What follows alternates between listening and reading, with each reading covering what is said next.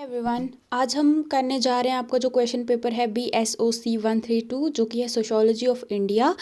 तो ये आपका जो सेकंड सेमेस्टर होता है उसमें आपको पढ़नी पड़ती है ये किताब। तो इसका एग्ज़ाम जो आपका 12 दिसंबर को होने वाला है उसके बारे में हम डिस्कस करेंगे। तो हम क्या डिस्कस करने वाले हैं, हम जो क्वेश्चन पेपर है जो आपका जो इससे पहले जो आपसे 6 महीने पहले जो बच्चों ने दिया था ये उनका पेपर है। ठीक है, जून के जो बच्चे थे जिन्होंने जून में एग्ज़ाम देना था ये उनका क्वेश्चन पेपर है। ठीक है, तो आई होप आपको इससे जो आपको पैटर्न है वो आपको समझ आएगा और किस टाइप के क्वेश्चन इनको पूछे गए थे और आपको कहाँ से पूछे जाएंगे वो हम डिस्कस करेंगे। ठीक है, तो सबसे पहले ये आपका जैसे कि आपको आइडिया होगा जो सोशोलॉजी ऑफ इंडिया है इसमें आप बेसिकली इंडिया के सोशोलॉजी के बारे में बात करते हो। ठीक है, इंडिया की कैसे इंडियन सोसाइटी चल रही है या क्या क्या है हमारी इंडियन सोसाइटी में, ट्राइबल्स के बारे में, फैमिली क्या होती है, कास्ट सिस्टम क्या होता है, ये सारा हम डिस्कस करते हैं। ठीक है,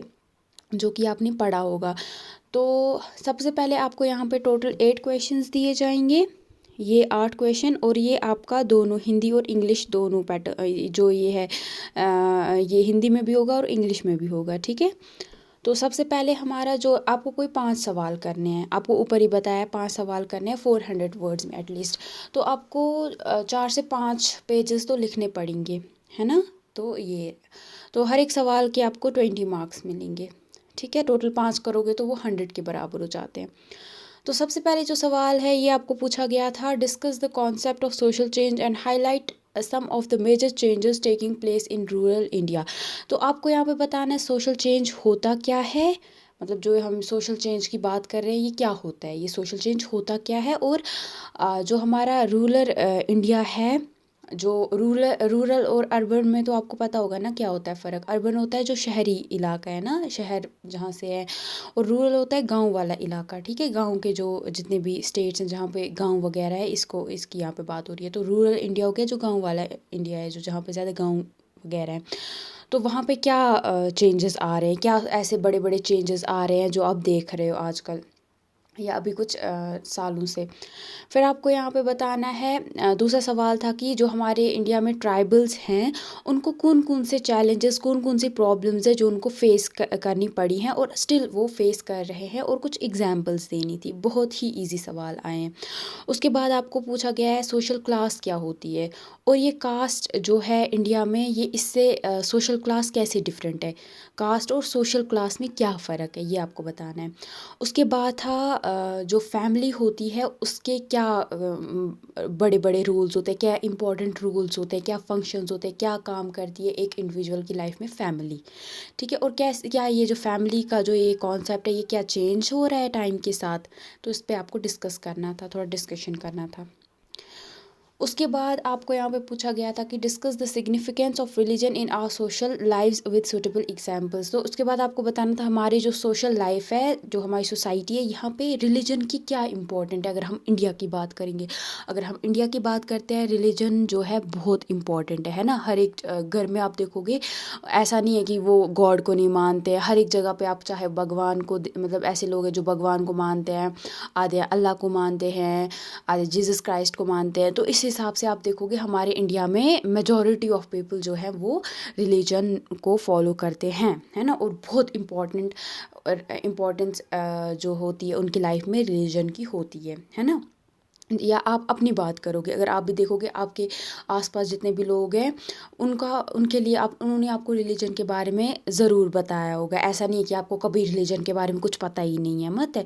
तो कहीं ना कहीं मतलब हमारी इंडियन सोसाइटी में रिलीजन जो है इज़ वेरी इंपॉर्टेंट, है ना, जिसके बगैर मुश्किल है। अगर हमारे आजकल की सोसाइटी की बात करेंगे, जो हमारे मम्मा पापा है या हमारे पेरेंट्स हैं, मतलब रिलीजन बहुत इंपॉर्टेंट है। और हमारे लिए भी, जैसे मेरे लिए भी रिलीजन इज़ वेरी इंपॉर्टेंट, है ना। तो इस तरीके से होता है। तो आप अपने भी एग्जाम्पल जो आपके पॉइंट ऑफ व्यू है वो आप बता सकते हो, वहाँ पर डिस्कस कर सकते हो, है ना। उसके बाद यहाँ पे आपको पूछा गया है जो why did the feminist movement during the 1980s fail in India. जो आपने देखा होगा 1980s के दौरान दुनिया भर में जो आपका जो फेमिनिज़्म जो चल रहा था बहुत फैला हुआ था, है ना। फेमिनिज़्म का जो है यानी बोथ मेल्स एंड फीमेल्स जो है इन दोनों को इक्वल राइट्स मिलने चाहिए, यानी फेमिनिज़्म में यही बोला जाता है दोनों मेल एंड फीमेल इक्वल होते हैं, है ना। तो बेसिकली इसी चीज़ के बारे में बात करते हैं। लेकिन इंडिया में 1980s में ऐसा क्या हुआ जिसकी वजह से जो ये फेमिनिस्ट मूवमेंट था ये फेल हो गया, ये ज़्यादा काम नहीं कर पाया, तो इसको आपको डिस्कस करना था। फिर आपको पूछा गया एक और ट्राइबल के ऊपर क्वेश्चन है, ट्राइब्स के ऊपर। Describe one of the tribal ethnic movements in India with suitable example. तो यहाँ पे आपको ट्राइबल जो एथनिक मूवमेंट हुआ है इंडिया में, जो ट्राइब्स ने किया है, उसके कोई इंडिया में ऐसा हुआ है तो वो आप बताओ और कुछ एग्जाम्पल्स भी दे दो और साथ में। फिर आपको बताना था कम्युनलिज्म क्या होता है और इसको अच्छे से आपको डिस्कस करना था, ये कम्युनलिज्म होता क्या है, ठीक है। तो ये था आपका। तो उसके बाद है आपका हिंदी वाला, ठीक है। जो हिंदी मीडियम के बच्चे हैं वो देख सकते हैं ये वाला। तो अब मैं आपको एक इम्पॉर्टेंट बात बताती हूँ, वो ये है कि इस बार अगर इन्होंने आपको 8 सवाल पूछे हैं, आप देखोगे ये जो 8 सवाल हैं ये किन चैप्टर्स में से पूछे गए हैं, ठीक है।